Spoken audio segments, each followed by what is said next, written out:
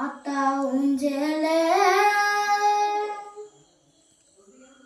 அந்த ஆகாசத்தை போல